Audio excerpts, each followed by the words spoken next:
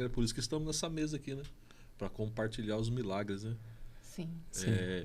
E a respeito aí das expectativas aí do Mood, esse trabalho maravilhoso, Pastor, que nós estamos somando força aí. Com certeza. Tenho certeza que a gente vai virar Taubaté dos avessos. Né? Só lembrando, o senhor começou a usar droga com 11? 11 anos. Eu comecei com 10. Foi obrigado. 10. Hoje, ele é pastor hoje, tá? Hoje ele é pastor. Não vou falar o seu nome, não. Pode ficar cegado.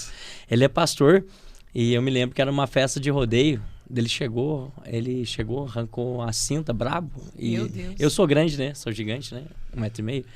Ele olhou pra mim assim, se não fumar, vai apanhar. Não, a gente fuma, se tiver pra fumar, a gente vai fumar aqui. Pode passar tudo aí. Misericórdia. Melhor fumar do que apanhar, né? E é verdade, isso aconteceu e a gente, já logo após, fazendo uso de cocaína.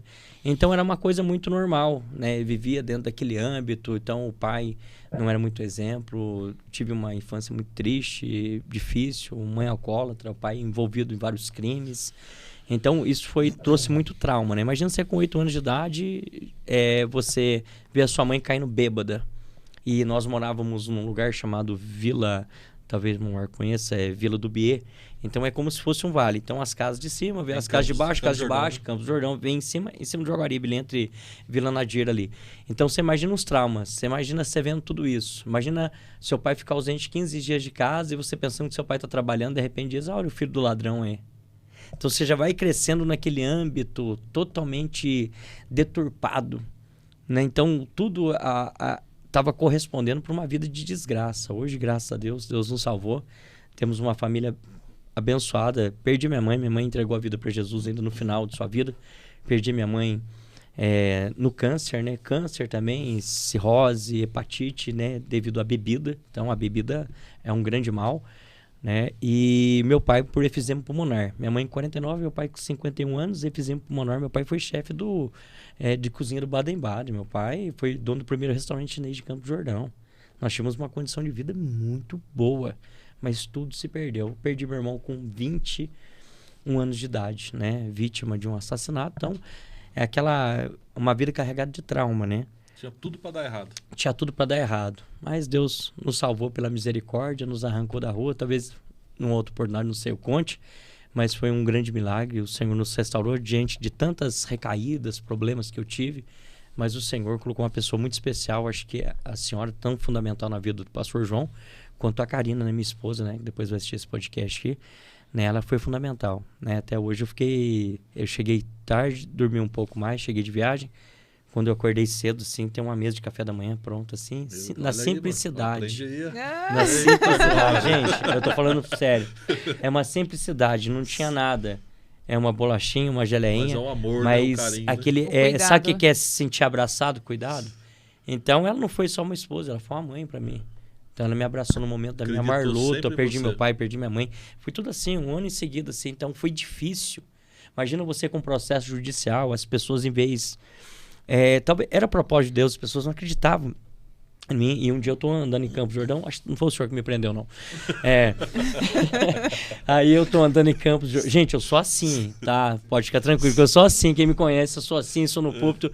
Né? Você já viu aquele cara que vai pregar, parece que tem uma bigorna no pé dele? Ele muda a voz, Cara, não, a gente é isso. E eu tô andando, eu trabalhava no Hotel Satélite, saí na hora do almoço, fui dar um rolê ali no centro da cidade, ali, de repente, senti que tinha alguma coisa nas minhas costas aqui. E de repente me empurrando, encosta. Eu falei, nossa, tô sendo assaltado. Né? Eu olhei pra trás, é a polícia. Mão na cabeça. Eu falei, nossa, mão na cabeça. Fui preso. Me levaram lá, puxaram, não tinha nada, né? Então eu sofri muito pelo meu passado. Sofri muito por onde eu passei. Era pra estar cumprindo aí 30 anos aí, tranquilo aí. Só que a mão do Senhor, ela fez uma reviravolta na minha vida. Deus mudou a minha história. Eu posso dizer que eu nunca tirei um dia e não devo nada para você para a TV Cidade. Exato. Aí começou o programa. Como era o nome do programa? Chega Junto. Chega Junto. E daí o que aconteceu? Aí quando saiu a matéria pro BBB, a TV Cidade não, a Vanguarda viu. A Vanguarda. Aí eu comecei a participar de um programa na Vanguarda que chamava Boteco Vanguarda. Boteco Vanguarda. Ai, Jesus. Eu lembro. Faz tempo que eu não conto essa vergonha pra ninguém, hein? Aí participei de alguns programas. Depois a TV Cidade viu. Aí o Fúvio, nossa, nem sei onde anda Fúvio, ele me chamou e falou, olha, a gente gostou muito de você, a gente tem um programa aqui E tinha um outro nome. Nossa, o nome era super difícil. Era ferveção. Era difícil até falar. Ferveção. Ferveção. Tabateando fala ferveção. Aí eu sei que ele saiu, ele me chamou, mas aí ele acabou saindo, aí eu fiquei, daí a gente mudou o nome para Chegar Junto, e nisso foi daí que começou a minha caminhada. E daí quando eu saí aí foi da onde eu fiquei 4 anos na TV. Só para minha mãe, meu pai e minha família assistir. Mas tem uns vídeos na internet também, micão total. E daí foi quando? Eu fui para 99, aí fui para Metrô. Aí, como eu falei, sempre aquela confusão em tudo. Aí na Metrô, a minha maior dificuldade foi quando o programa começou a crescer, foi quando realmente as pessoas não aceitavam. Eu acho que tem pessoas que têm dificuldade em aceitar o sucesso, o crescimento, nem era sucesso, mas o crescimento. Você chegou muito nova, já alcançando as coisas que às vezes a pessoa tá milhando, tentando, não desenrola. Rádio. É que eu aprendi assim, as pessoas querem te ver bem, mas não querem que seja melhor que elas. E era tipo isso mesmo, porque as pessoas não precisavam disso.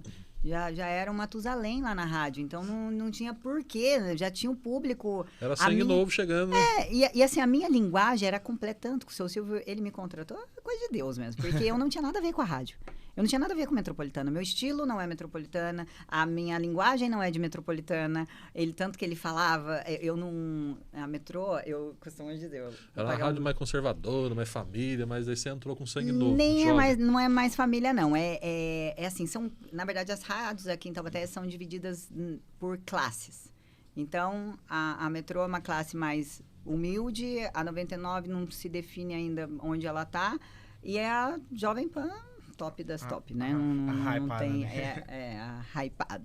E assim, eu sempre tive essa dificuldade de me encontrar mesmo lá por causa dessa minha linguagem. Então, eu comecei a trazer um público mais jovem para a rádio. Então, meu público nem era o público do outro pessoal da rádio, porque eu trazia mais essa galera mais jovem, essa galera pelo meu jeito. E daí começou uma confusão danada lá, e eu falo assim, foi a primeira vez que eu senti na pele o que era ser machucada, sabe? Porque... Você quis parar? Não quis parar. Mas o que aconteceu? Por causa dessas...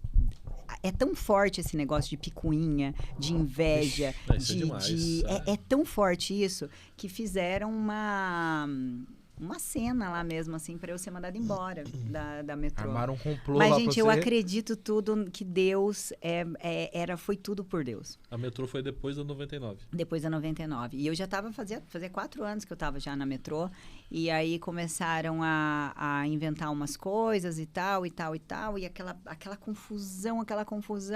Eu morava sozinha com as minhas filhas, então, até então eu namorava tinha acabado de começar a namorar o Leandro, quando eu estava saindo da Metrô. Tinha acabado de começar a namorar com ele, então ele não tinha obrigação nenhuma de me ajudar, de financeiramente. Eu sempre fui muito independente e tal.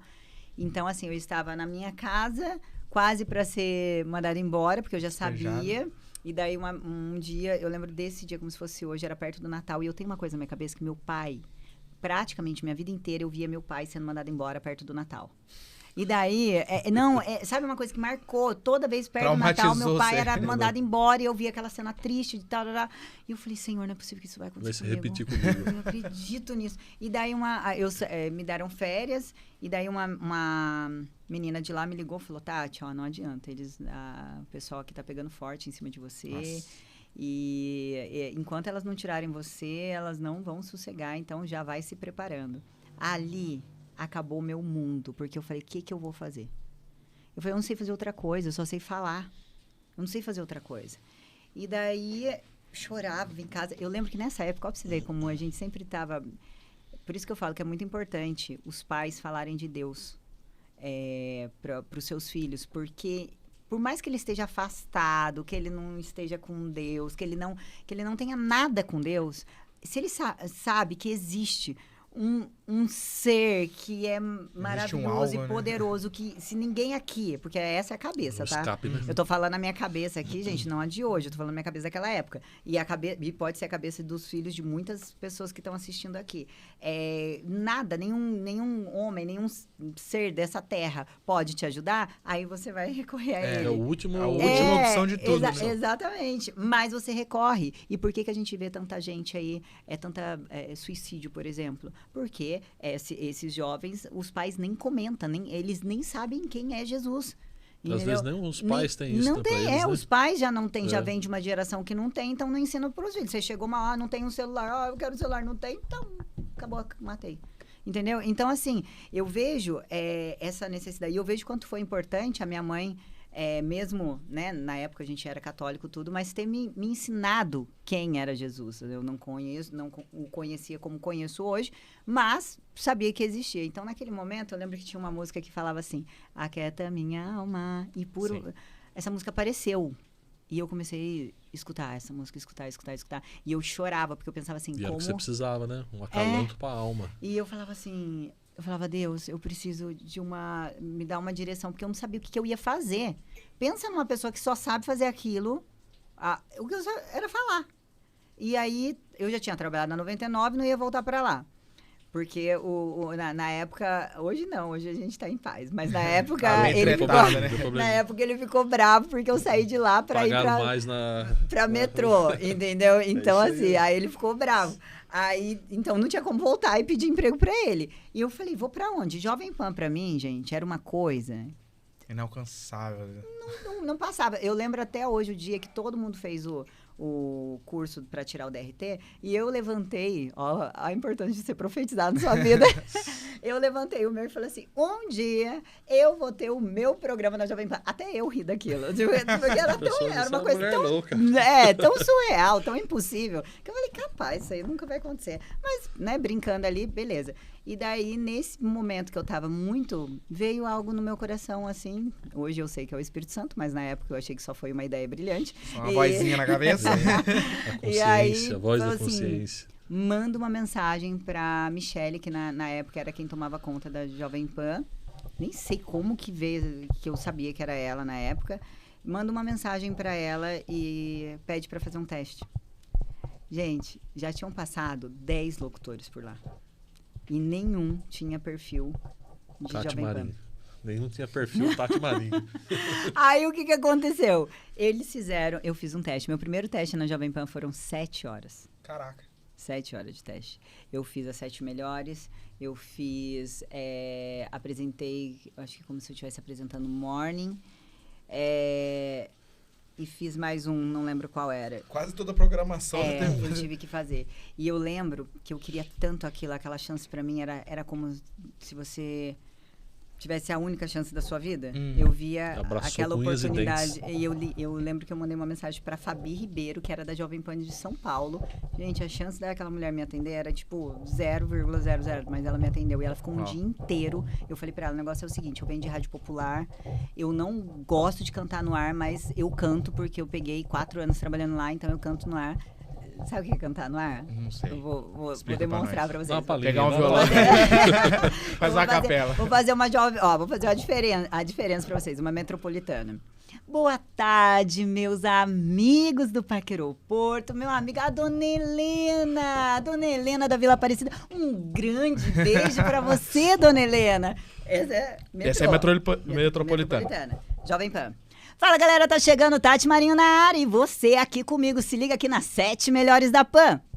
Caraca, é muito diferente. É tipo, Japão, Brasil, entendeu? O negócio completamente diferente. Mudança radical. E ela ficou assim o dia inteiro treinando comigo. Fiz o teste na Jovem Pan.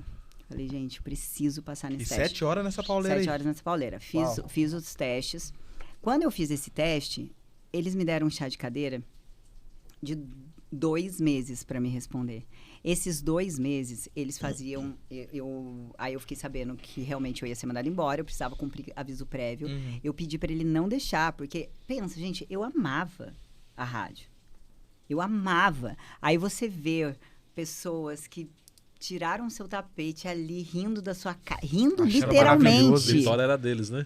E riam mesmo, porque o que acontecia? Era como se fosse um cantinho do castigo. Uhum. Aí eles me colocavam numa cadeira, no canto, porque ele não me dispensou. Eu implorei pra ele me dispensar. Ele não me dispensou. Ele deixou você lá cumprindo e eu não podia, porque eu precisava do dinheiro, porque imagina, minha casa já... Nossa, teve que passar 30 dias sabendo que não estava trabalhando mais na empresa. E assim, ó, desse jeito. Eu lembro um dia que a menina que pegou o meu lugar, ela passava assim do meu lado e cantava, os ouvintes estão me adorando, que não sei o quê. Nossa, gente, a lágrima escorria do meu olho. E você lá sentada, tendo sentada, que cumprir horário. Assim, eu tentando olhar o celular tremendo, e eu chorava, tentava enxugar a lágrima assim, e chorava. E todo mundo via aquela cena humilhante mesmo, sabe?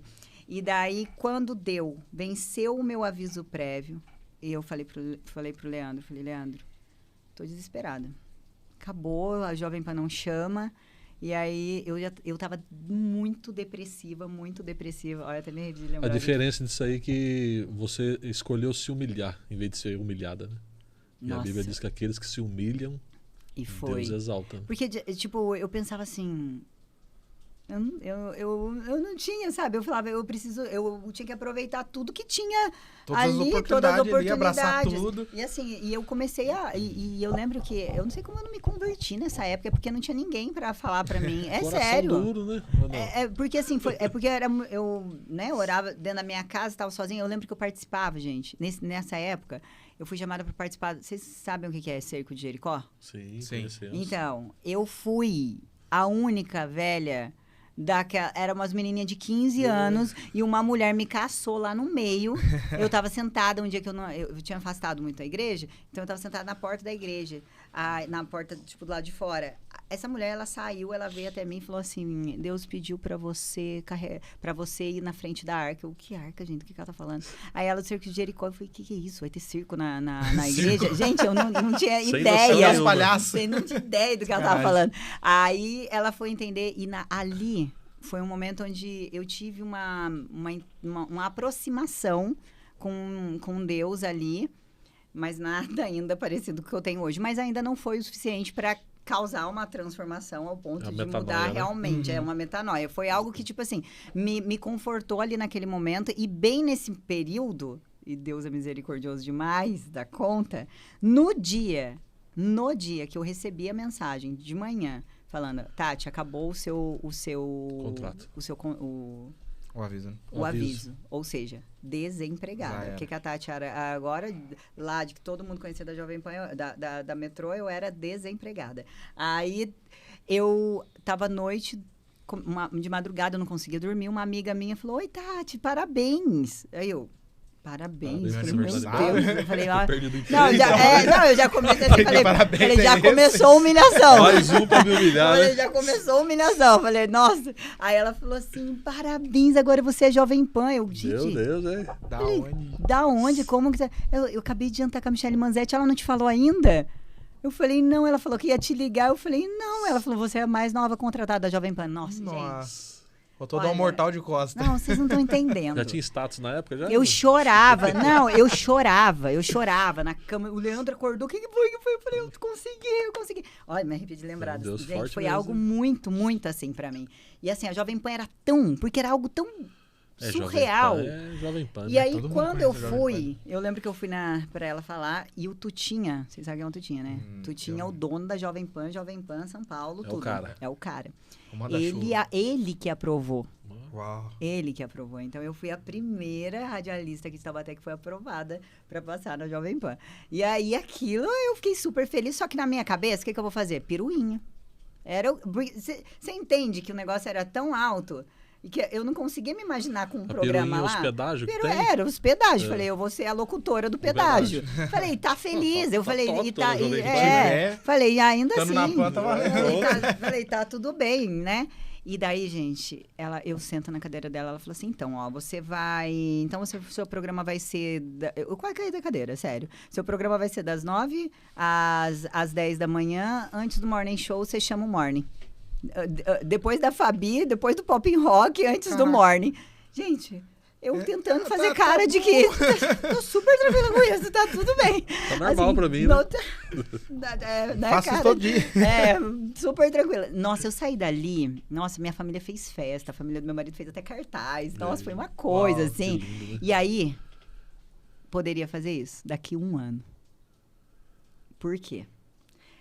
A Jovem Pan, você precisa fazer um período, o tal do processo.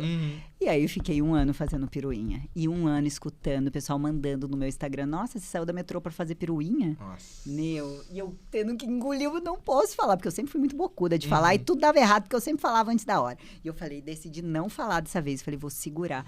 E eu segurando, gente, 1 ano desse jeito, 1 ano fazendo locução de piruinha na Jovem Pan. E a galera tirando sarro e mandando e falando. E eu sabia que fulano de tal tinha falado e fulano de tal tinha falado. Galera da Metropolitana rindo. Rindo, todo mundo rindo. Até que um dia ela vira e fala, seu programa começa. Dia 12 de dezembro. Nossa. Aí eu falei, posso postar? A vontade de postar. Pô, maravilhoso. Eu só tenho a agradecer a Deus. A gente sabe aí, conhece a história do senhor também. O senhor é diácono na Assembleia de Deus, Ministério de Taubaté. Sabe que o senhor tem um trabalho lindo, o senhor quer falar alguma coisa a respeito do... Congrego ali no Quiririm, sabe, né? O senhor se destaca no ministério, o senhor é conhecido. Então... a presença do senhor não faz bem para as pessoas, né? Mas eu não queria me destacar, meu pastor. Eu queria que Jesus se destacasse. Né? A luz brilha. Não, Amém. Não tem como esconder. Amém. Jesus falou, não adianta você acender uma lamparina, por exemplo, enfiar embaixo da mesa. Não tem jeito. Tem que colocar em um lugar de destaque, né? Verdade. É isso mesmo. Então, ali no Quiririm, eu com a minha família, nós congregamos ali no Ministério Taubaté, né?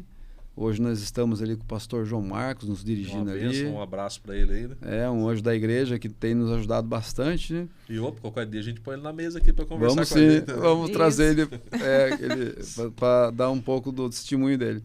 E há 3 anos atrás, né, ainda o pastor Edson Cursino, né, bênção também, né? Nos deu esse presente que foi a tarde profética, né? Começamos lá ajudando o evangelista Tiago Mesquita, né? E ele nos ensinou bastante também. E, por fim, ele teve foi lá dirigir uma igreja, uma congregação. Então, ficou eu e minha esposa lá com esse trabalho que é simplesmente maravilhoso. É referência no ministério aí, o trabalho da tarde que vocês realizam. Maravilhoso. E nós temos uma alegria profunda de poder, né? Agora, na terça-feira, a gente vai voltar, porque a gente deu uma pausa aí do final de ano. E já tem uma pregadora lá para... Já está com a agenda cheia lá terça, né? Toda terça-feira, às 15 horas. 15 horas. Denominado Tarde Profética. Quem tiver oportunidade, vai né, nos conhecer lá, ouvir uma palavra abençoada. A gente só traz pessoas que têm a vida no altar mesmo para pregar o evangelho, né? E Deus tem dado esse presente para a gente. Isso na terça-feira. Na quinta-feira a gente vai com esse trabalho de capelania, né? Eu estou ali com o pastor Guino, né? O pastor da igreja Adoração e Glória, lá de Campos do Jordão. Ele me abraçou nessa ideia de ser capelão, né? Ele me patrocinou, ele me patrocina até hoje, né? Porque nós precisamos de ajuda, né? Ninguém faz nada sozinho, e né? Deus, ele coloca anjos na vida da gente, e o pastor Guino, ele, de certa forma, ele foi um anjo que Deus mandou, e a gente está aí trabalhando junto na capelania. Então, nós estamos na quinta-feira, a gente vai 7 horas da manhã lá para Lagoinha, Redenção, São Luís, na atividade, e os trabalhos normais da nossa igreja, né? Durante a quarta-feira, na segunda-feira. O senhor nunca imaginou ser capelão? Foi algo que aconteceu de repente? Não. Isso aí foi um chamado também que Deus havia falado para mim. Não se preparou para a capelania, né? Não. E o pastor, ele veio e falou para mim, me convidou, eu falei, meu Deus, será que eu tenho, né, condições de ser, né?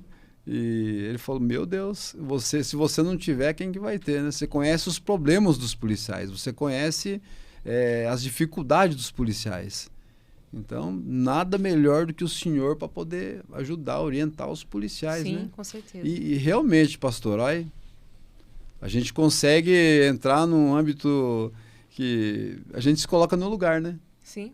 A gente acaba assimilando melhor do que qualquer outro capelão, né? Porque eu conheço quais são as dificuldades. Não, o senhor viveu meio, 25 Exatamente. anos, então o senhor sabe... Então você sabe as peculiaridades, né? Aonde você pode abranger mais ou menos.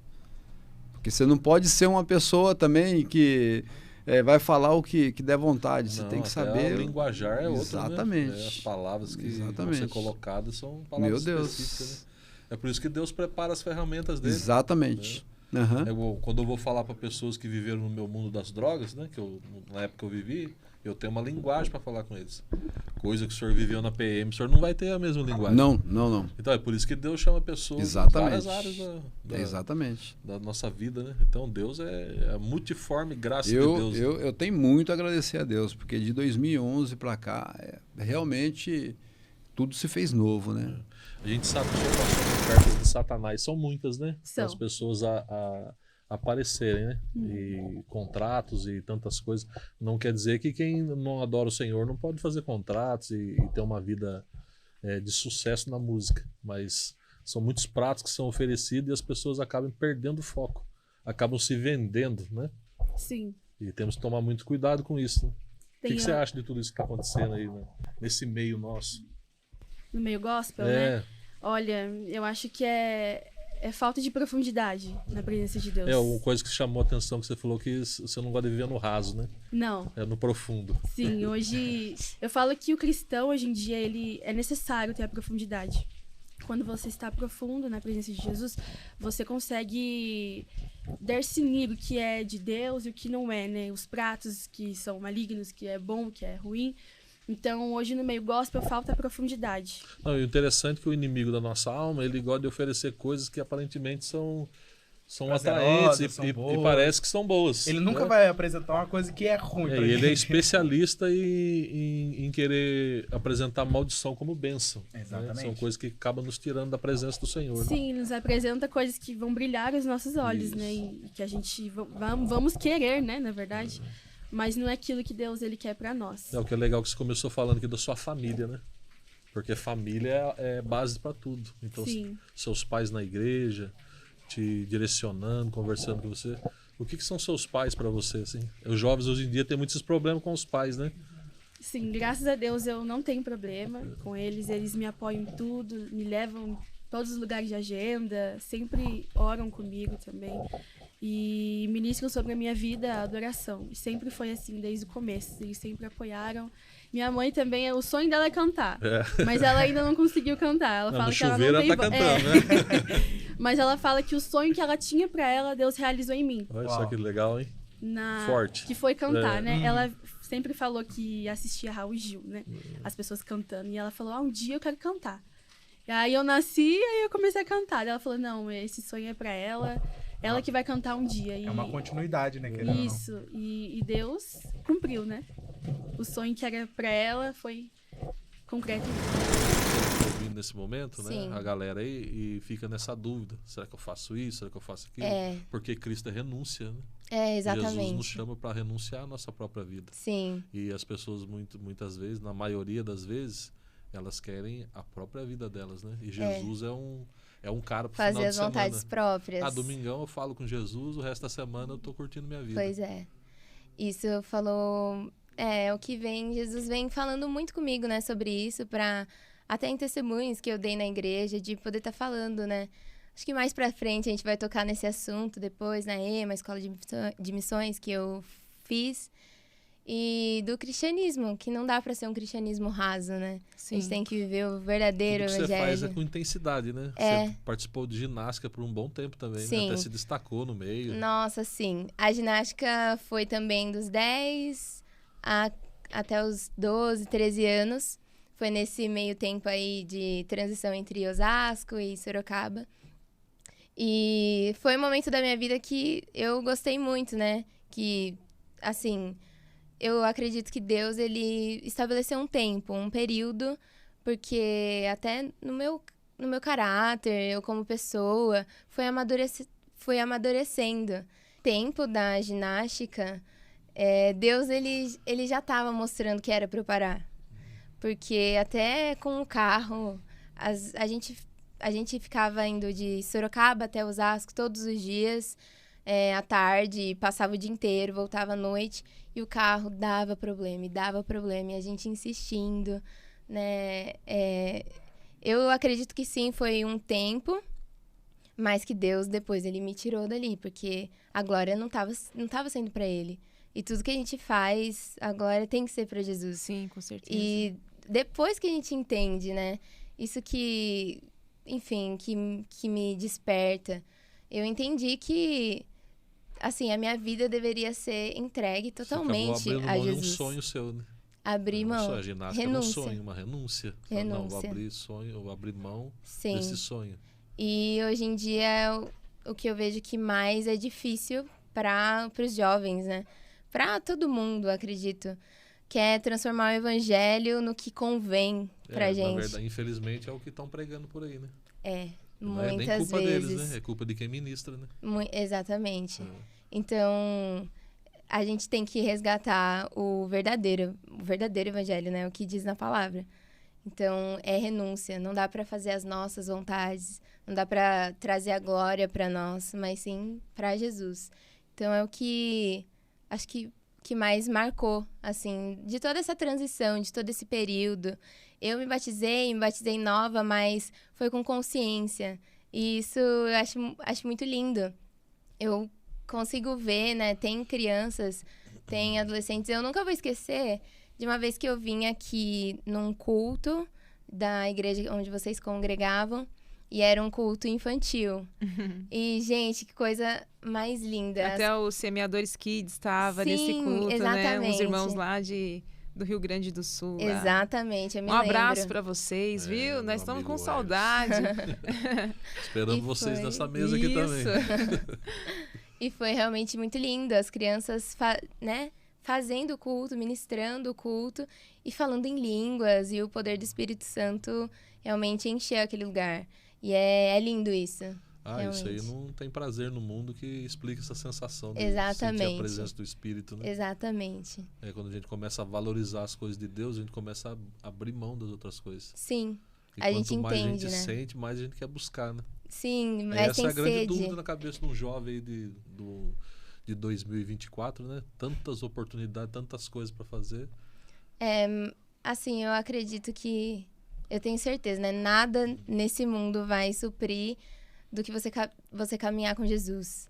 Então, às vezes a gente tenta colocar coisas na nossa vida que vêm ocupar um espaço, né? Ocupar um vazio. Mas uma frase que eu sempre carrego comigo, em nós existe um vazio do tamanho de Deus. E que só pode ser preenchido com Deus. E isso é incrível. Jesus, ele é insubstituível. Então, nada nesse mundo vale a pena se você não caminhar com ele. Se você não conhecer ele, realmente andar com ele. E essa é a maravilha do Evangelho. A gente vai conhecendo Jesus mais a fundo e as experiências vão vindo, testemunhos, vidas vão sendo edificadas. É incrível poder viver isso, e tão nova. Acabou transformando o dom, o desejo de sonhar em louvar numa profissão. E você gravou trabalhos e... como é que então, foi eu podia até ter trazido, assim, né? Porque muita gente, principalmente na igreja, todo mundo louva, todo mundo prega, todo mundo tem uma coisa para dar. Mas as pessoas que se destacam e transformam isso num dom da vida, num trabalho. Então, na verdade, assim, a música sempre me chamou. Só que quando eu terminei o ensino médio e fui fazer faculdade, eu já dava aula, eu já era professora. Eu comecei a trabalhar com 14 anos de idade. Então, eu comecei a trabalhar... canto? Como professora. Ah, sim. Como professora. E eu era auxiliar de sala. Aí eu fui fazer faculdade, eu fazia estágio de manhã numa escola, dava aula em outra escola à tarde. Punk, e fazia faculdade à noite. E assim, vai cantar e vai dar aula. Uma hora a conta chega, né? Uma hora essa conta chegou. Mas aí eu fui ser professora. E depois que eu casei, eu vi que eu precisava me profissionalizar na área da música para oferecer com mais qualidade ao Senhor. Então, eu fui fazer conservatório de música. Então, eu me formei em canto erudito. Depois, eu fiz canto belting. E também me formei em pedagogia. E fiz 4 anos de piano erudito também. Mas... Se dedicou totalmente à música. E aí, o que aconteceu? Eu lecionei por 12 anos. E eu tive um problema muito grave nas pregas, que a minha voz ela não saía. Eu simplesmente perdi a minha voz totalmente. Meu Deus. Inclusive, eu até falei isso essa semana para uma pessoa que passou por algo parecido. Eu falei, Deus pode restaurar. Olha a minha voz, eu tô falando. Eu não falava. Era assim, a minha voz, eu não falava. Travou tudo. Travou tudo, perdi a voz. E aí eu descobri que eu tinha fenda nas pregas, né? As minhas pregas, hoje, elas estão praticamente saradas, assim, é uma coisa mais natural. Mas ela chegou uma época que são duas, né, as pregas, e uma delas é rasgada. Não é calo, eu não tenho calo. Mas uma delas tinha um rasgo. Então, quando ela vibra, tinha as notas específicas que na hora de vibrar elas não se encostavam. E ela precisa se encostar, sabe? Como um elástico quando você estica. Ele tem que se encostar e vibrar para emitir um sonzinho. As pregas é a mesma coisa. E aí eu tive que parar minha profissão. Na época eu era concursada da prefeitura. Tive que parar minha profissão e continuei estudando música.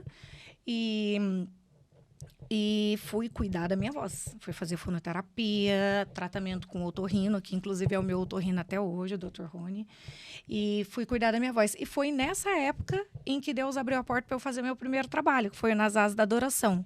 O nosso primeiro CD saiu numa época em que eu estava tratando a minha voz. Olha. Foi, assim, muito... Deus nos leva a andar em cada caminhos, né? Porque assim, porque você vê um milagre. Dele, né? Totalmente. É tipo Pega assim mesmo, na irmão. Nossa fraqueza. Falar, agora eu vou fazer. Até aqui você vai. Aí, quando você não pode, é quando você vive o sobrenatural. Porque você aprende a depender 100% dele.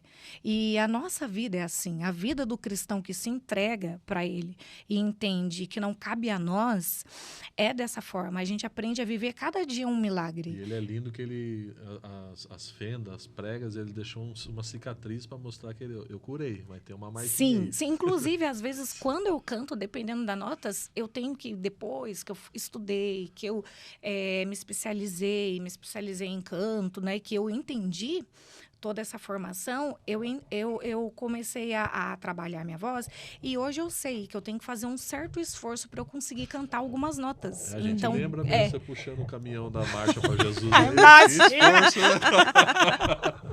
Meu Deus, pulando e dando, Nossa, cantando. foi demais, né? Foi demais. Foi Meu demais. Deus do céu. Até hoje, assim, eu vejo e falo...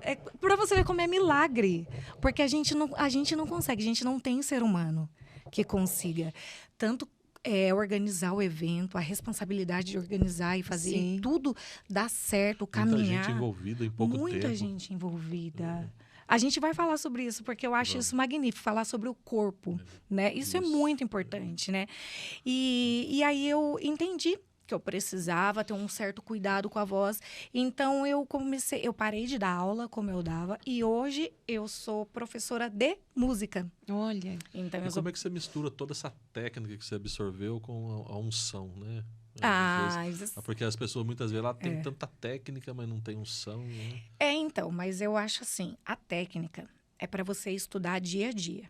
É como um treino. Você vai treinar, você vai estudar. Porque se eu vou servir, por exemplo, se eu vou trabalhar, se eu não fizer uma faculdade, não me profissionalizar, e não só ficar na faculdade, fazer cursos técnicos e fazer outra faculdade, me especializar exatamente, eu não estou dando devido valor, eu preciso estar me adequando. Por que para o reino é diferente? Se eu vou servir o Rei dos Reis. Para Jesus é de qualquer jeito. Né? Jamais. Para ele tem que ser melhor ainda. Melhor ainda. Então, eu entendo que todos os dias eu preciso fazer o meu exercício vocal. Todas as alunas que eu dou aula, eu falo, gente, é todo dia. 5, 15 minutos por dia. Você faz o seu exercício. Mas ele não pode ser mais importante do que a busca pela presença. A busca pela presença, ela começa no meu primeiro horário do dia. Sim, o relacionamento com Cristo, né? Exato. Pronto, Dai. É isso mesmo. O Jesus, ele não é religião. Ele não veio para falar, você tem que se vestir assim, você tem que se vestir assado, você tem que falar isso, você tem que falar isso. Não, ele quer se relacionar. As pessoas confundem o dom que Deus nos dá com um termômetro esse aqui é cheio de Deus. Não com o relacionamento que a gente tem com Cristo, né? Fala, não, esse aqui canta, então esse aqui tem mais Deus do que aquele que não canta. Não, jamais. Esse aqui prega, então ele tem mais Deus do que tem... Então, acho que o relacionamento é algo muito particular, né? É muito individual, né? É muito íntimo, né? Então, coração alinhado com o coração de Deus. Né? E quando você alinha, obviamente que outras coisas vão mudar. Você já não vai se vestir mais como você se vestia antes, que você não o conhecia. Você não vai falar mais o que você não... Você não vai assistir mais coisas que você assistiria, ouvir músicas que você ouviria. Tem muitos jovens nos ouvindo nesse momento e ele fala, não, vou virar crente, mas eu tenho que usar isso, tenho que usar aquilo outro. Não, tal. É o Espírito Santo que convence, né? Do pecado, da justiça e do juízo. Ponto final, é isso aí. Então não fica com medo, não, pode vir. É o Espírito Santo, ele vai vir. E, inclusive, né, até a gente, né, na nossa conversa antes da marcha, eu falei, gente, eu sou muito agitada. E eu sempre fui, assim, uma personalidade minha. Minha filha também é assim, meus filhos são assim. Não é um personagem que você veste, não. Não, eu sou assim. Jeito. Se você entrar na minha sala de aula, você vai me ver dessa forma. Essa semana foi tão engraçado, abrindo um parênteses. Essa semana um aluno falou para mim, professora, ele falou assim, professora, você é meio doidinha, né? Eu falei, só um pouquinho. Porque eu sou dessa forma. E eu fui muito criticada por causa disso. Porque, Eliane, você fala muito antes de fazer o solo, Liliane, você fala muito, faz muita careta na hora de cantar. E hoje, como professora de canto, eu sei que dependendo da nota, você tem que fazer careta mesmo, senão a voz não sai, né? Mas você fala muito, você pula muito. E como é que você se lidou com isso no meio machista foi igreja difícil. Religiosa, por exemplo? É difícil, porque aparecer, você quer entrar no padrão, né? Porque você acha que aquilo é servir. Você acha que se você ficar certinha, paradinha e cantando certinha, sem inventar muita coisa, é servir. Existem pessoas que são chamadas para isso, e ela deve servir desse jeito. Existem pessoas que são chamadas para fazer comida no congresso, e elas devem fazer isso. Existem pessoas que são chamadas para fazer bolo e servir na porta da igreja, elas devem fazer isso servindo. Não existe nada mais nem menos importante. Eu sempre falo isso e eu friso. Existem pessoas, que nem eu, que é mais agitada e vai querer trazer a igreja para cantar junto, porque eu entendo que não adianta eu chegar lá e cantar lindamente se a presença de Deus não vir, se a igreja não adorar junto comigo. Não é show, a gente não tá... Você pode estar na igreja, você pode estar num palco, numa praça, você pode estar em cima do caminhão, a gente não tá fazendo show. É diferente. Sim. Lógico que a gente vai com essa qualidade, pensando em fazer o nosso melhor, mas ali não é show. Ali nós estamos oferecendo um culto ao Senhor. E a gente tem que entender, ter o discernimento, que vai ter hora que a gente vai parar. Você dirigiu a igreja foi, recebeu, começou a cantar, vai ter a hora que você vai parar e a igreja vai fluir. Você fez o que você tinha que fazer. Abriu o caminho para a adoração. Pronto. Abriu o caminho e a igreja fluiu. A igreja... Cara, quando você começa a cantar, e aí você ouve a igreja cantando e você para e ouve a igreja cantando, aquilo, para mim, aquele é o momento em que eu percebo, eu cumpri o propósito para que eu vim aqui, sabe? Você percebe, porque a igreja começa a adorar de uma forma, aí começa a cantar com aquela força, parece aquele coral, e de repente para de cantar, mas é porque um tá aqui recebendo do Espírito, outro lá no canto, o demônio se manifestou, já tem outro orando em cima. É uma experiência inexplicável. Não dá para explicar mesmo. Não dá para explicar. A manifestação da presença do Espírito, né? Rede Globo e tal. Pois é. E abrir mão de tudo assim, né? Não, eu vou falar algo mais, eu vou mais além ainda, se vocês me permitem. Fica à vontade, pode rasgar aqui. Aqui você tem liberdade. Amém. Foi assim, foi um show da dupla Edson e Hudson, né? O último, né? O último que eu pus o propósito no meu coração. Eu falei assim, eu tenho que tomar uma decisão. Né? Ou eu sirvo a Deus, ou eu, né? Não pode ficar ou lá ou cá. Né? Ou, Jesus falou, se é frio ou se é quente, porque morno não dá. Aí eu falei, então vou fazer o seguinte, esse é o último show do Edson que eu vou, e aí depois eu vou mudar. Aí vou cantar só na igreja, tá? Chegou lá no show, lá em Pindamonhangaba. Eu acho que tinha umas 30, 40 mil pessoas. Aí você vai falar, nossa, como você sabe que tinha 30, 40 mil pessoas? Pensa num barulho. Muita gente. Muita gente. Aí ele me chamou pra cantar, tudo. Eu cantei. Quando foi pra mim sair, o Edson pegou e falou assim, gente, eu quero lançar um desafio aqui agora pros patrocinadores da festa aqui. Olha só, se vocês gravarem um CD dessa menina, eu e o Hudson, nós vamos Não, vai ver. Nós vamos apadrinhar ela e ela vai estourar nos 4 cantos do Brasil. pensa. Aí todo mundo começou a gritar, ela merece, aquela coisa toda. E eu comecei a chorar, mas não foi de emoção ou de alegria. Foi porque eu sabia que o chamado que Deus tinha na minha vida não era ali, era em outro lugar. E aí o Hudson veio e já falou, Nery Lima, o novo sucesso do Brasil e aquela coisa. E aí o Espírito Santo falou para mim, agora tá na sua mão. Ou o mundo, a fama, meu Deus, ou a minha presença. É os pratos, né? Sim, não, e interessante que foi no dia que eu decidi. Falei, hoje vai ser o último, depois acabou. Aí, só que o inimigo sabe da bênção, né, que tá para chegar na nossa vida. Aí eu falei, não, eu vou louvar somente ao Senhor. Tomei a decisão, fui forte.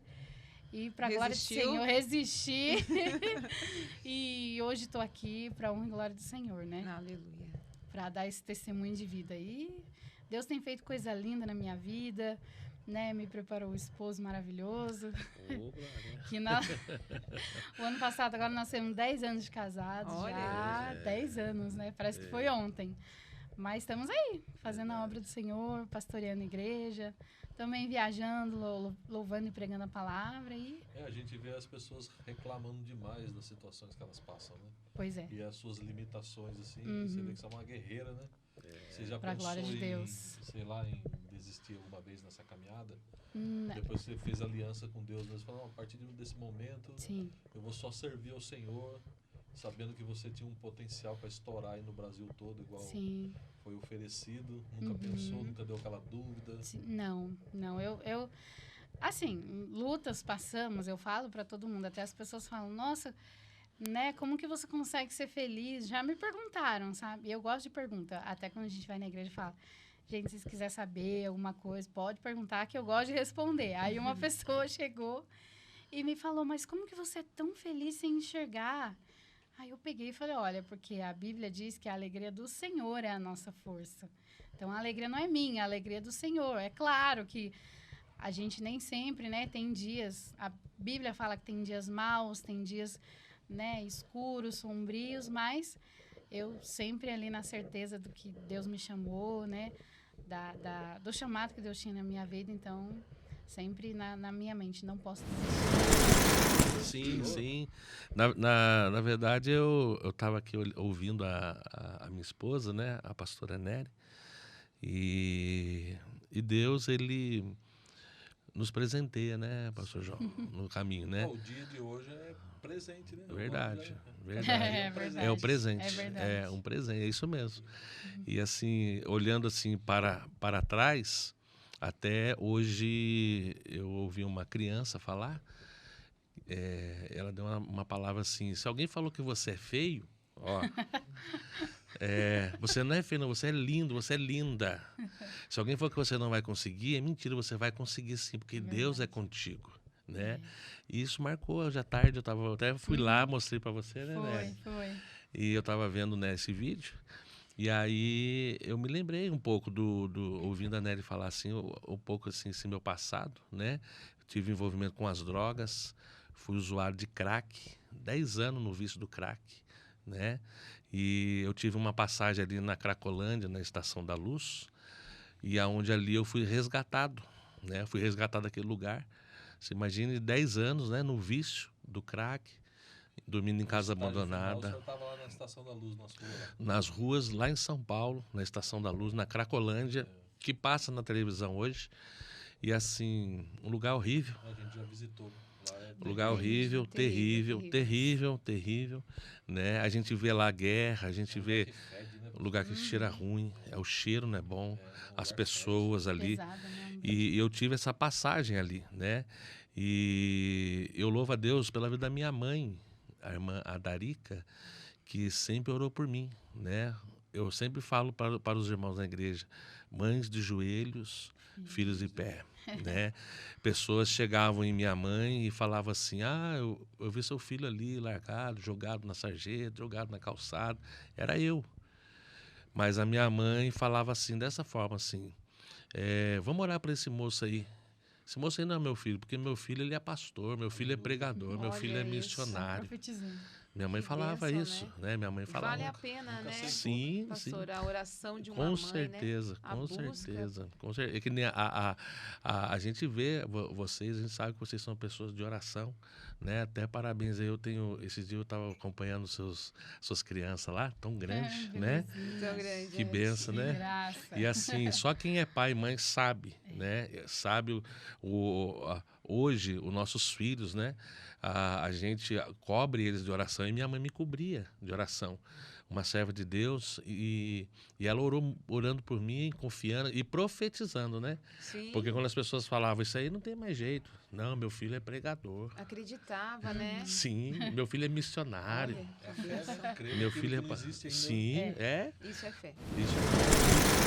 Na pandemia, quando as igrejas fecharam, Deus mandou a gente abrir a igreja. A gente fazia live. Aí Deus falou, abre a porta que tem pão na mesa, vou ser bem rápido aqui. E a gente começou o ministério.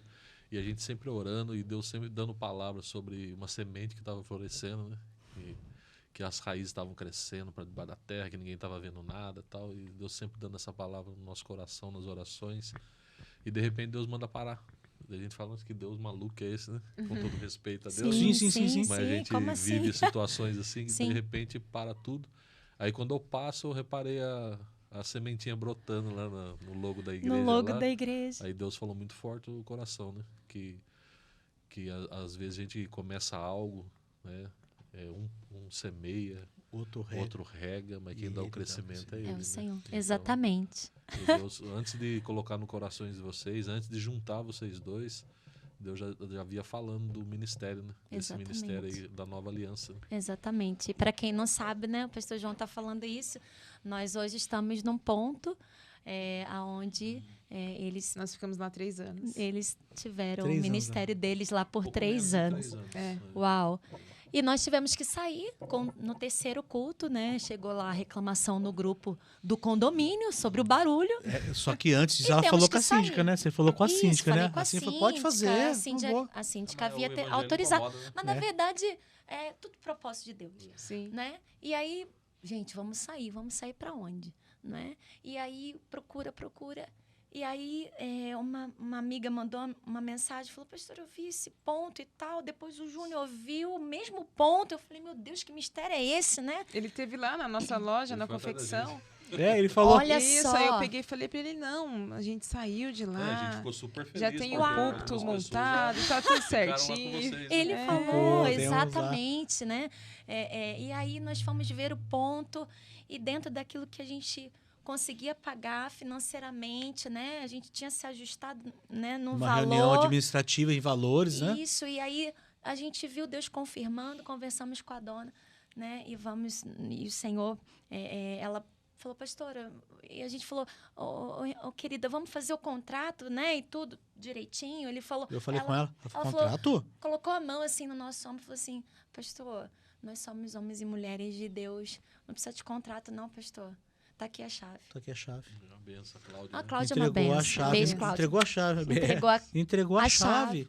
E aí eu fiquei assim, eu falei, uau, né? E nós começamos aí, né? O logo, né? Como que a gente vai fazer, como vai ser, né? E aí o Senhor trouxe ao nosso coração, né? Essa foto, essa imagem, né? Dessa plantinha, né?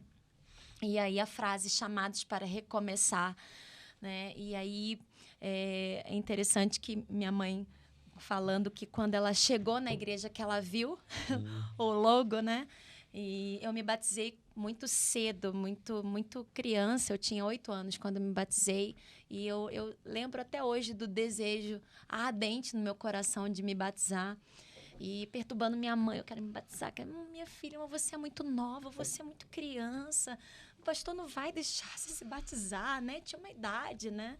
Mas, não, mas eu quero. E eu chorava. E, né? E foi, aconteceu, o dia chegou e eu me batizei. Quando eu levantei das águas, eu lembro até hoje, eu comecei a chorar muito, E ela falou, eu vou perguntar para ela o que ela está sentindo, por que ela está chorando. E ela falou, filha, por que você está chorando assim? E minha mãe conta, né, que eu falei para ela, mãe, eu estou me sentindo como uma sementinha. Que lindo, né? E ela não lembrava disso. E eu não me lembrava disso. E minha mãe falou que ela tremeu no espírito quando ela chegou na porta, ela viu o logo da igreja, ela falou, uau! Porque era algo que já estava já na eternidade.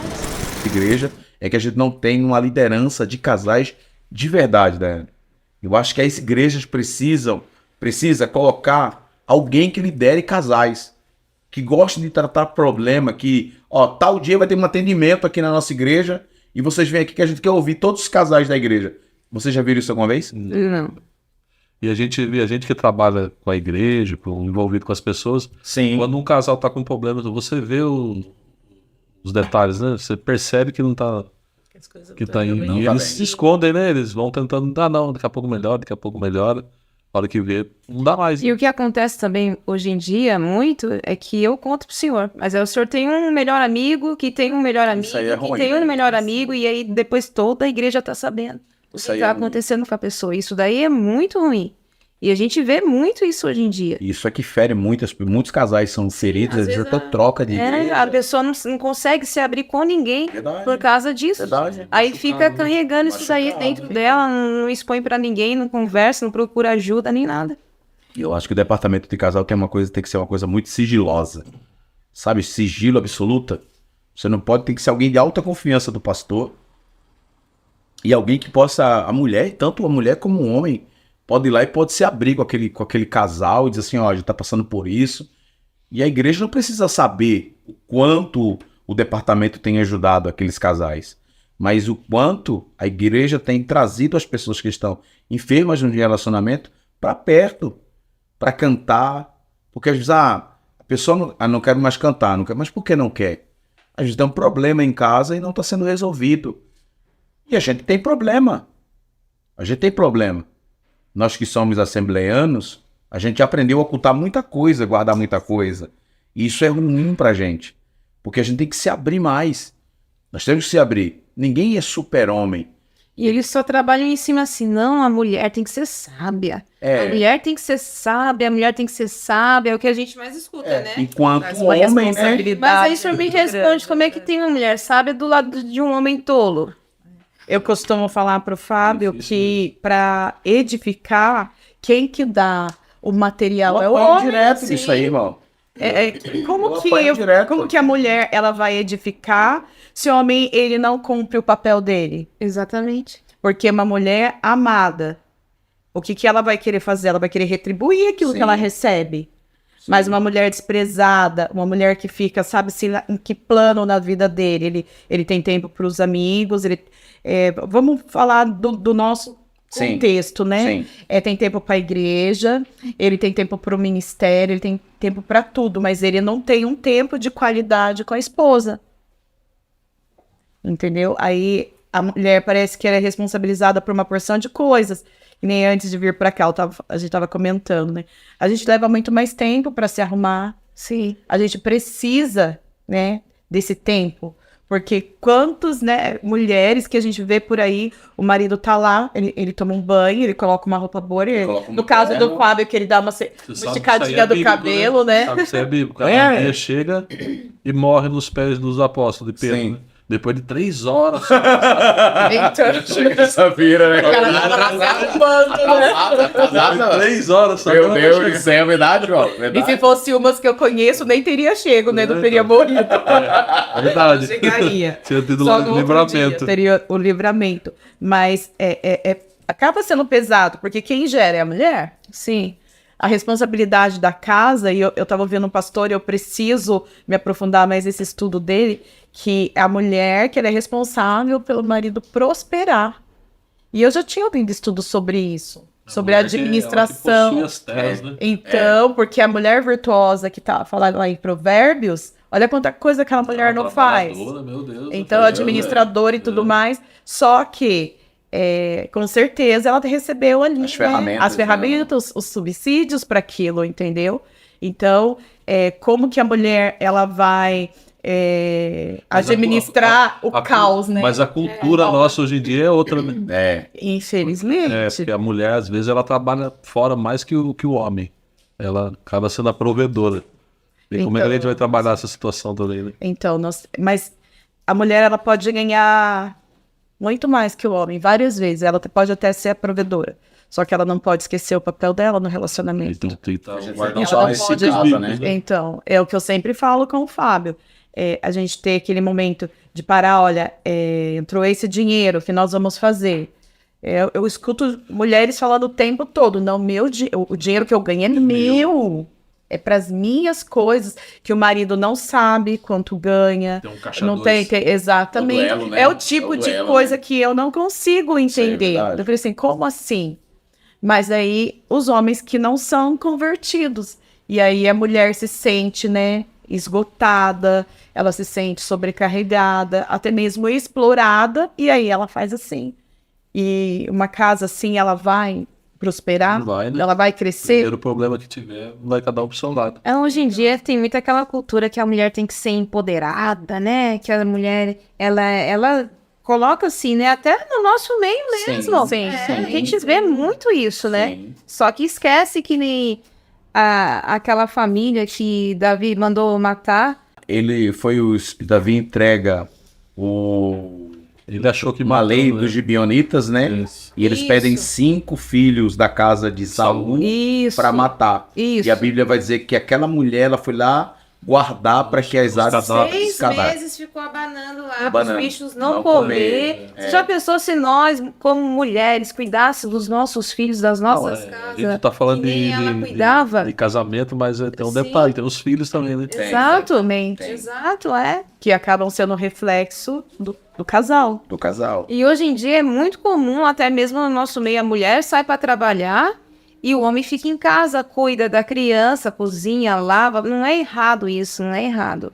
Só que a gente vê, assim, os papéis invertidos, né? É o fugir da aparência do mal. Então, você falando aí, a minha cabeça tá... Mas um bilhão de coisa aqui. Vai tratando, Jesus. É interessante tudo isso daí, mas aí eu tô pensando aqui. E se a pessoa tem algum tipo de transtorno? Tipo assim, TDAH... uma dislexia. Sim, como é que os mentores trabalham com isso? Se tem a ver algum tipo de relação, tipo de terapia, não sei. Tem, então. A gente tem o temperamento e a gente tem os transtornos. Então, primeiro eu preciso identificar onde está essa linha que divide. O que é transtorno e o que é temperamento. Porque eu tenho 2 temperamentos, que são os sanguíneos e os fleumáticos, que a gente vai entrar nesse assunto, que eles são dispersos. É disperso. Eu tô aqui falando com você, pode me dar um branco aqui na minha mente agora, eu esquecer tudo que a gente tá conversando, a pergunta que ele acabou de fazer. Por quê? É disperso. Entendeu? Então, assim, se eu não souber essa linha, o que é temperamento e o que pode se tornar um transtorno, aí eu posso ter um diagnóstico errado. Até porque, hoje em dia, muitos sanguíneos estão tendo um diagnóstico errado de TDAH, porque os médicos não estão fazendo os exames necessários de ressonância do cérebro antes, para saber como que era o cérebro dessa pessoa e depois qual foi esse lance de transtorno, TDAH e tudo mais aí tá na moda. Tá na moda. E a pessoa fala assim, você não tem TDAH? Você não toma nenhum remedinho controlado? Então. É desse jeito. Tá na moda. Tá na moda. Eu tô falando isso, eu nunca nem expus aqui no podcast, porque eu tenho um filho de 10 anos que foi diagnosticado com TDAH. Ele não toma remédio, mas faz várias terapias, um punhado de coisa. Aí agora você falando isso, agora eu tô pensando, será que não pode ser? Pode ser o temperamento. A gente teria que conversar, eu posso, dependendo as minhas mentorias. A partir de 7 anos eu já consigo conversar e fazer análise de temperamento dessa criança. Mas o seu forte é mulher, trabalho com mulheres. Trabalho com mulheres, mas a análise, eu sou formada em análise de temperamentos. Então, pela análise específica do temperamento, eu consigo trabalhar ali para saber com a criança desde pequenininha. Então, a criança ali até os 7, 12 anos é acompanhada do pai e da mãe. E a partir dos 13 anos já é sozinho, porque o adolescente ele já não vai se abrir. Então, aí eu consigo enxergar ali o que é temperamento. E ainda mais agora, para a questão da terapia, que eu vou aprofundando ali a questão dos transtornos, eu consigo ver realmente o que é o quê. Mas tudo com testes. Tudo, acontece perguntas. São perguntas direcionadas, não é só um teste que te dá um papel, você vai fazer um teste ou algumas perguntas na internet que vão fazer essa diferenciação. Precisa de um olhar clínico de um analista ou especialista. as pessoas elas têm consciência, por exemplo, me chama você para pregar no Rio. Pô, eu tenho despesa, tenho minha gasolina, tenho um lugar que eu vou ficar. Então, não é, agora a gente vê que o negócio virou um comércio. Você liga pro camarada, o cara fala, não, é 30 mil e eu quero toalha branca, eu quero uma caixa de carro tal, eu quero água tal, sabe? Então, além do dinheiro, ele dá uma lista de exigências. Não, que isso fique gravado. Se algum pregador, alguma cantora, algum ministro, né, pensar, eu vou no Conectados e vou exigir isso, nem vem. Quando a gente receber a mensagem do Conectados, ver o tema lá, Conectados, ou vem, porque viu que o evento está sendo um evento abençoador, vai ter os custos né, estabelecidos e honrados, mas se tiver esse tipo de exigências, é melhor não responder. A própria igreja acaba alimentando isso. Acaba alimentando. O cara pede 100 pau, você vai lá e paga, e o cara exige um monte de coisa, você vai lá e... Entendeu? Minha esposa até, a gente às vezes entra em conversa, organização, ela fala, a gente tem que reduzir um pouco isso, porque eu tenho uma visão de ser abençoador, porque eu imagino assim, João, vem aqui, nós faz toda a tratativa, você vem abençoado, só que vai chegar um dia que a gente vai te ligar, João, coopera com a gente, e tipo, a gente hoje só vai te trazer... a passagem, a alimentação, a gente não consegue te abençoar. Mas a gente já plantou no ministério dessa pessoa. Então eu vejo muito esse lado, sabe? Claro que eu não fiz isso pra ninguém ainda, porque a gente ainda tá plantando, né? Mas eu acredito que chegará o tempo, João, que vão ter pregadores grandes que vão vir no meu evento, no seu podcast, porque Deus fez. Porque a vontade do nosso coração não é isso que o pessoal olha e fala... estão bilhetando porque eles querem viver daquilo ali. Não. Claro que o dinheiro, em qualquer área, é consequência. Com certeza. Mas, assim, vai ter pregadores que vão vir pela visibilidade do projeto, que vão vir por vontade de estar com a gente, entendeu? É essa semente que eu tô plantando. De trazer pessoas que se aproximem da gente por aquilo que a gente está plantando. Não o lado financeiro, mas a obra que a gente está realizando, né? Então a pergunta aí que tá no ar aí que é meio complicada. Como que eu vou incentivar o crente que está acostumado com o banco da igreja a sair pra rua para evangelizar? Meu Deus, essa é difícil, hein? Como é que a gente vai fazer isso? Como que a gente incentiva, né, as pessoas, né? Graças a Deus, nesses impactos aí que aconteceu, as pessoas se movimentaram. Mas a gente pode mais. Com certeza. E como que a gente faz isso aí? A gente tem que participar de treinamento, igual o pastor Alessandro dá o treinamento, né? Eu acho que o primeiro passo, você que me ouve nesse momento e você é uma pessoa convertida aí, estruturada na fé, que já acostumou com o banco da igreja, não quer sair dali por nada, eu acho que você tem que olhar para dentro de você e lembrar da onde você saiu, da onde Jesus te tirou. E saber que você tem um potencial, Deus te deu talentos, te deu dons, confiou algo a você. Então a gente tem que deixar um pouco, até desculpa de ser egoísta e querer o reino de Deus só para nós. E saber que eu posso, através do testemunho da minha vida, ir para a rua e falar do amor de Jesus. A gente fica muito acostumado só com a nossa vida, só comigo. Se eu tô salvo, tá bom. Se eu vou pro céu, tá bom. Não, acho que eu tenho que olhar e entender que há pessoas que estão perecendo, pessoas que estão morrendo, indo pro inferno, e talvez através da sua vida, de uma palavra sua, de um abraço seu, de algo que você venha fazer, Deus vai salvar pessoas. Então que você se disponibilize para a obra do Senhor. Jesus vai perguntar, cadê o talento que eu te dei? Eu enterrei ele, que eu fiquei com medo de perder, fiquei com medo de alguém me roubar. Não. O talento que Jesus te deu, você tem que multiplicar, você tem que investir no reino, para que ele venha dar lucro, para que quando o Senhor volte, pergunte, cadê o talento que eu te dei? O que você fez com ele? Eu dobrei ele. Você me deu 1, agora eu tenho 2. Você me deu 2, eu tenho 5. Cadê o talento que eu te dei? Não, eu guardei ele aqui bem escondidinho para ninguém ver, para mim que eu tinha medo, para não perder ele. Não. Você tem que ser audacioso, tem que ter coragem, tem que ter ousadia, crer naquilo que o Senhor entregou na sua mão. Talvez você está acostumado, porque a igreja, ela infelizmente, ela perdeu um pouco dessa pegada aí de ir pra rua, de falar do amor de Jesus. Sabe o que eu lembrei aqui agora, que eu estava analisando esses dias? Há um tempo atrás, eu ouvi um pastor, ele tem uns 20 anos já que ele pastoreia, e ele virou pra gente e falou assim, eu não sei evangelizar. Ele falou desse jeito. Foi, né? Usou essa palavra, eu não sei evangelizar. E ele diz assim, toda vez que eu vou evangelizar, alguém me xinga. Exato. Aí aquilo ali veio de impacto comigo, sabe? Aí eu fiquei pensando naquilo ali, falei assim, meu Deus do céu, como será que... Porque ele tem uma igreja, teoricamente até grande, tem uns 150 membros ali. E eu fiquei pensando assim, meu Deus do céu, se um dos principais mandamentos é amar o próximo, né? Como que ele não tá amando o próximo? Eu fiquei pensando nisso. Porque às vezes, sabe o que a gente pensa, nós como cristãos, que a minha igreja é a melhor. Então, o que eu faço? Eu vou lá na igreja B, convido o irmão que já tá na igreja, que já é evangélico, para vir para a minha igreja. É muito mais fácil eu atrair pessoas que já são da igreja para a minha igreja do que eu ir para a rua e evangelizar aqueles que nunca ouviram falar de Jesus Cristo.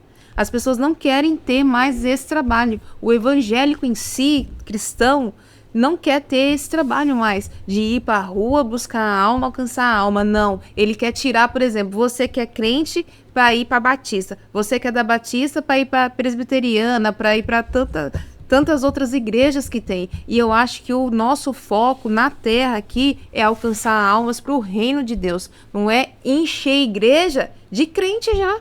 Você chega, tem igrejas aí que tem 500 membros.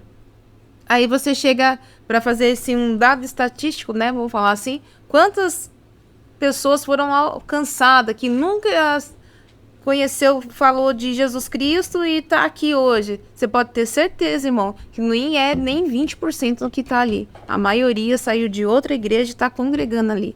E não, tenho certeza, Jesus Cristo não chamou a gente para isso. Para pescar em aquário, vamos falar assim, né? Aquário que eu falo é pescar dentro de igreja. Não, Jesus Cristo chamou a gente para fazer o ID. E o ID é você fazer o quê? Você ir para a rua, ir atrás das almas. Não é você pegar uma pessoa que já está na igreja e querer trazer para a sua. Ah, não, a minha igreja é mais legalzinha, a minha igreja, sei lá, tem a parede preta, a parede branca, tem fumaça, tem luz. Não é isso. Nós não fomos chamados para isso. Nós fomos chamados para ir atrás das almas. Na verdade, é um ponto até polêmico, né? Você tocar, porque nós estamos acostumados a fazer culto para nós mesmos, congresso para nós mesmos. Então nós ficamos fechados dentro de 4 paredes e ficamos inflando o nosso ego. Nossa, nós fizemos um congresso maravilhoso para 2.000 pessoas que são todas crentes. Exato. Então é meio...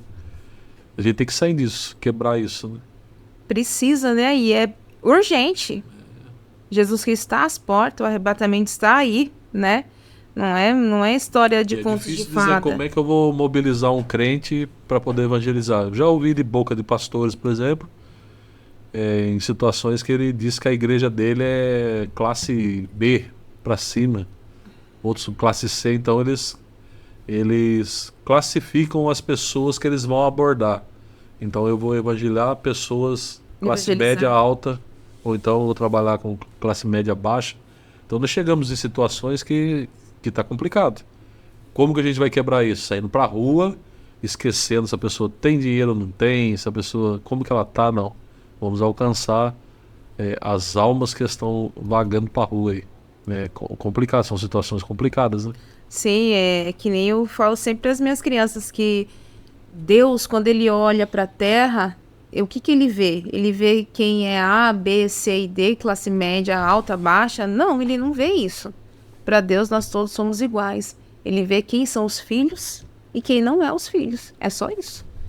Ele não classifica a gente como A, B e C. Então, você, pastor, líder, cristão que está ouvindo, você precisa mudar essa sua ideia.